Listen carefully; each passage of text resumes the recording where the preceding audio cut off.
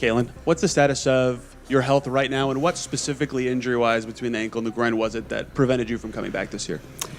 Yeah, honestly, I've been working really hard to get back to full health, and I feel like probably over these last couple of weeks is when I've probably started feeling my best. Obviously, my ankle kind of didn't allow me to really see where my groin was at. It was, I think, my second full court workout back when we were in, I don't even know what month that would have been, but I just went to kind of make a move, and unfortunately my ankle like completely rolled all the way forward, and probably one of the worst sprains I've dealt with. But you know, I've just tried to stay positive the best I can, and but I honestly feel like I'm in a really good spot. And you know, people don't always realize, I mean, people that, you know, are kind of in the basketball world, or whether if you're in other sports too, like when you're injured, it's honestly more work than when you're playing. So, you know, I've spent so much time here in this building this season just trying to get healthy and trying to kind of just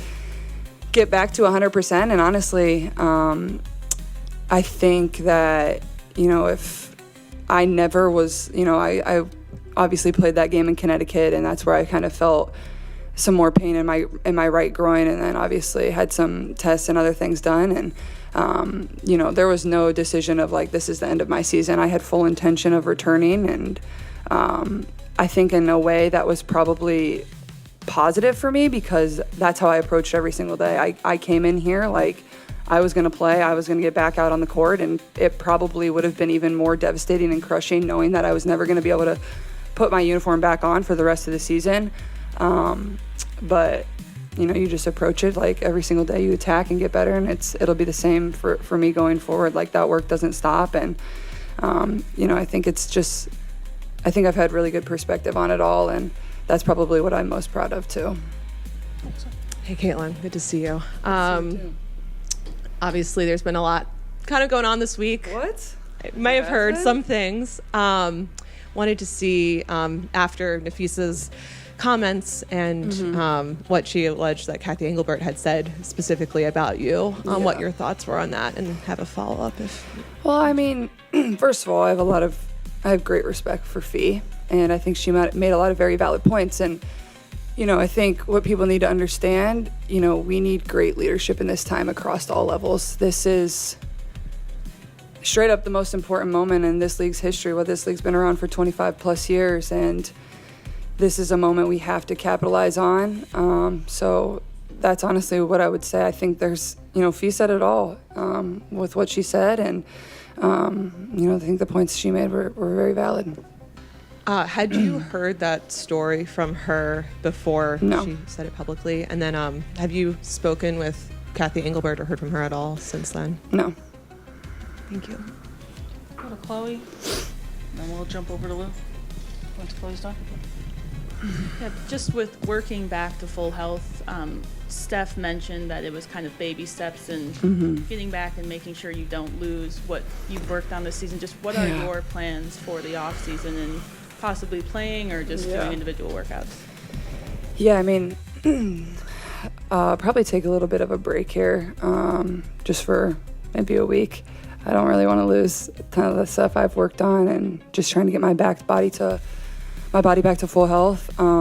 There's some USA basketball stuff I need to get ready for, and you know, I need to be able to find some runs and some ways to play 5-on-5 just so I can kind of get that feel back. And but more than anything, I think my main focus is really just getting my body healthy, and once we get back to 5-on-5, like just being able to test my body and make sure I know it's in a good spot where it's going to be able to hold up with everything that, you know, we think we've corrected or we think we've worked on, to be able to know I'm in a really good spot there. And, you know, when you go through injuries, especially in my scenario where it's been a few of the reoccurring kind of bouncing around, which isn't necessarily uncommon in my situation just because of compensation, and you know, when you're dealing with things in that groin area, that just is kind of how it can go sometimes. I think it's important that you can become confident in your body again, and that's for anybody that goes through injury. So that's probably going to be my main focus, is,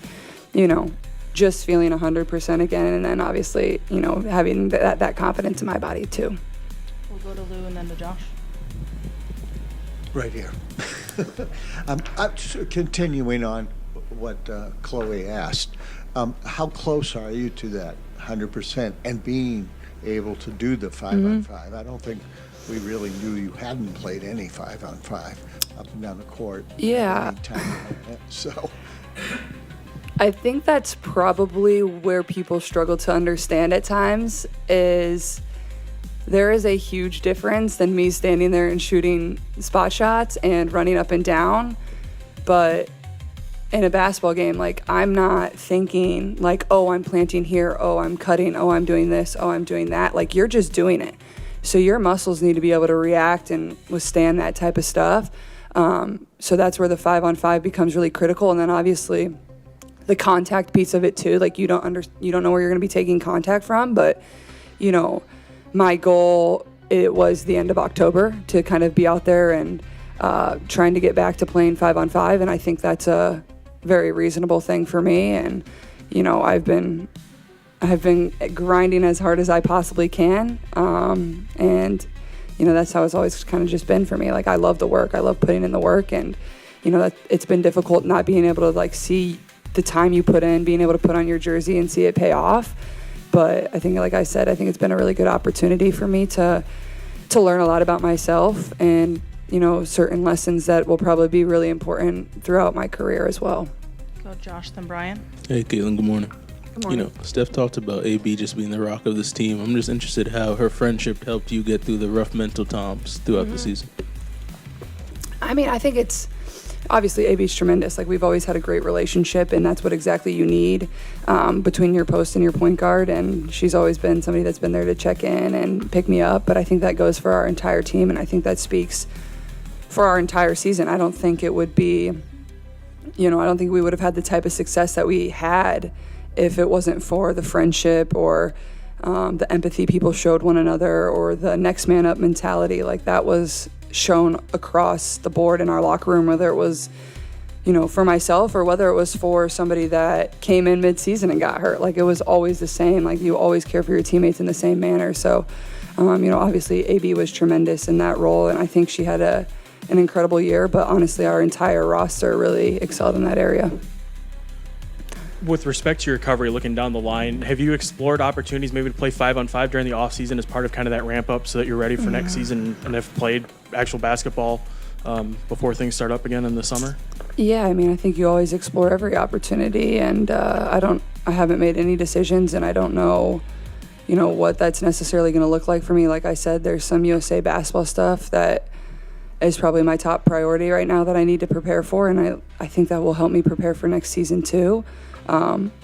But obviously then you have to prepare for USA basketball in some manner. So that, you know, there's just a lot of different things you got to figure out and balance, and, you know, I'll work through a lot of that too. I will go Claire and then Elliot. With, you know, Fever playoff run, Pacers playoff run, WNBA All-Star, NBA All-Star are here, all here in Indy. Tell us what it means to you to play here and what makes Indy so special. Yeah, I mean, this place is incredible, and I think you've heard so many people talk about it over the course of the last few weeks, whether it's the Colts, whether it's Pacers, whether it's been our players. You know, it's just incredible. It's, in a way, it almost feels like a college, like a university. Like, all the teams are supporting each other, and like, you don't get that in professional sports really.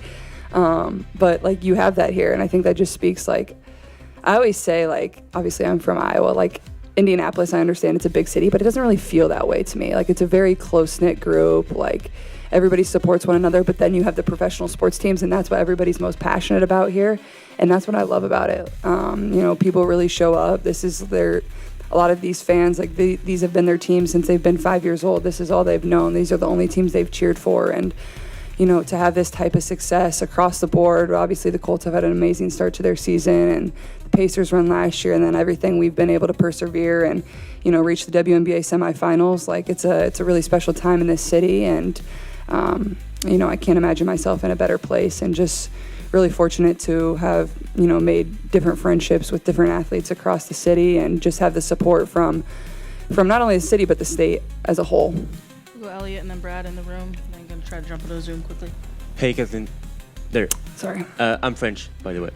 The Pacers played in NBA played an NBA Paris game, Yeah. and there is some also the NCAA games in Paris. How much would you like to see a WNBA Paris game to I would showcase love your it. talent in I Europe? would love it. I would go anywhere and play. I think that would be, as I said earlier, like, we're in a moment in time where, you know, the WNBA has never been hotter. There's never been more fans. There's never been more international fans of the game, and that's where you can really grow, is in the international space. And I think the NBA has done a tremendous job of that. And you know, I would love to go play over there. You know, I think it would be really fun. I think it, you know, obviously there's quite a few. You know, obviously if it's in Paris, there's some great French players on other teams as well that could make it exciting. Obviously the Pacers played Wemby over there, and I know they had an amazing time getting to do that. So I would be very open to that. I think it would be, you know, great for the league to, you know, try that out, see how it goes, and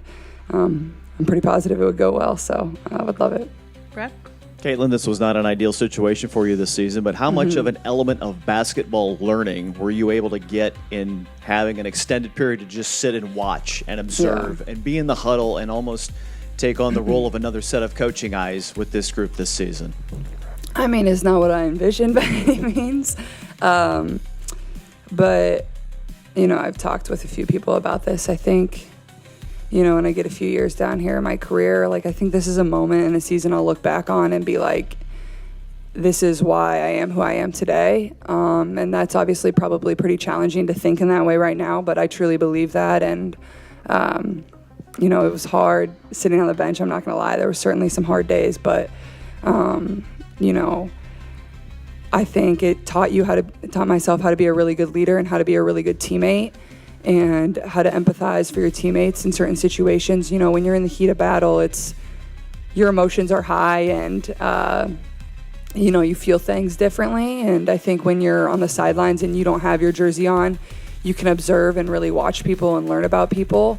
And, you know, I don't think it was so much for me like the basketball. I mean, like, obviously you learn about basketball. That's always how I've learned. I've been a basketball junkie. Like, you watch games, you watch the NBA, you watch college, you just have basketball on. That's the best way to improve your IQ, but also to learn about people and ask them questions and watch the way they operate. And for myself, getting to do that with my teammates, I think, is probably the biggest lesson I learned. And just, you know, how can I show up every single day and, you know, pour into them and be there for them, but also, you know, going forward down the road, like, if I have a teammate that's injured or hurt or going through a tough moment, like, I know I will always show up for them and be there for them and check in on them, because it is an incredibly isolating thing, and you don't realize that until you go through it.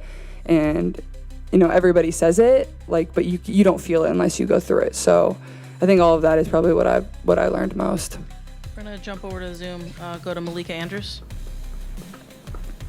Caitlin, I'm really glad to hear that you are on the mend here. I'm not sure how to turn on my camera, so I'll just keep going. It's all right. I can't We've heard see from you a lot anyway. of players in the last couple of days that more good leadership, great leadership is what is needed. I'm curious, in your mind, what is great leadership? What do you hope happens from here? I mean, I think over the course of my career, and obviously you always want to become a better leader. And I think I've been around a lot of really good leaders in my life, and I've been very fortunate and able to learn from those people, and I'm trying to learn and grow every single day as a leader too. And I think for me, and I've said this many times, it is all about relationships, and that's the truth. And I know that's really hard to say in professional sports, but, you know, whether it's a relationship with your front office, whether it's a relationship with commissioner of the league, whether it's a relationship with your teammates, like, that's the most important thing in leadership. Why would my teammates want to listen to me if I didn't have a relationship with them? Like, I think it's the most simple thing, and you have to be very intentional about seeking those out and understanding your teammates. Like, everybody in professional sports comes from different walks of life, and you have to be able to know why they are who they are. Like, I think that's super important, and being intentional about that. So I think that's something I try to continue to improve in my daily life every single day, whether it's obviously, you know, as a part of the Indiana Fever organization, or whether it's as a friend or a family member. You know, relationships are very important for me as a person. So I would just say, you know, for me, I would say the most important part of leadership, whether that's the WNBA, whether that's corporate America. I think it comes down to relationships and really caring about the people you surround yourself with. I should have been more specific. That's what you're hoping for from the league office when you say great leadership. You're hoping for that relationship-based great leadership. Sure. All right, we'll go one more on Zoom with Maddie Kenny, and then we're gonna probably wrap up in the room with Brian. Hi, I just wanted to follow up on a question that Alexa asked about, what Fee said, the story involving you specifically, and your popularity as a player obviously skyrocketed when you were in college, and you had a lot of NIL opportunities and stuff. So I guess, when you heard that, what was your reaction? Because it came off a little dismissive to your own brand and your own individual brand power, I guess. I think that's probably the way in which the league has heavily changed over the course of the last few years. These kids and what they're making in college these days is pretty insane. It's honestly probably more than what I made. Obviously, a lot has changed even since I've graduated, so I'm not 100% up to date on the exact numbers of what college kids are making. But, obviously I was very fortunate after my freshman year of college. That's when I began working with, different brands, and began working with Nike, and, everybody knows my first NIL deal was with Hy-Vee, the greatest grocery chain of all time, based in Des Moines, Iowa, baby. So best chocolate long johns around. But, I think that's the way in which, young women are coming into this league now with that type of... Caitlin Clark faced the media following the conclusion of the 2025 season. And it was clear from the moment she sat down that she wanted to keep the focus on her love for the game and her gratitude for where she's at. One of the first things she touched on was the passion of Hoosier sports fans. She didn't hold back in praising the support she's felt since arriving in Indiana, saying, "I can't imagine myself in a better place." For Caitlin, it's not just about the team she plays for, it's about being part of a community that lives and breathes basketball. She's made it clear that Indiana feels like home, and you could hear the sincerity in her voice. Then came the question that had everyone holding their breath. What did she think of Kathy Englebert's comments about her? The league commissioner's remarks had been making headlines, but Caitlin's response was, let's just say, layered. She gave what could best be described as a non-answer.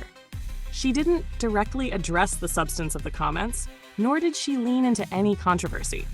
Instead, she chose to sidestep, offering polite but careful words that didn't give much away. It was the kind of answer that told you she wasn't about to fuel any fire. For those watching, it might have felt a little unsatisfying, but that's exactly what Caitlin seemed to want. A way to acknowledge the question without stepping into something bigger.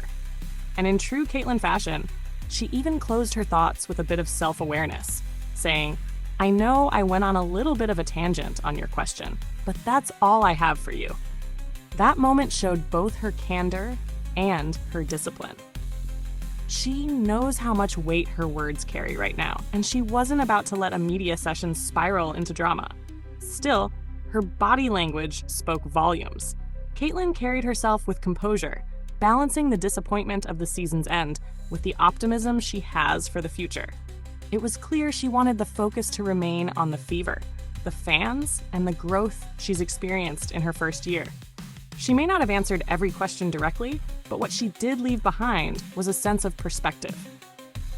She's grateful, she's locked in, and she's already thinking ahead. The takeaway? Caitlin Clark is navigating her role as both a star player and a face of the league with intention.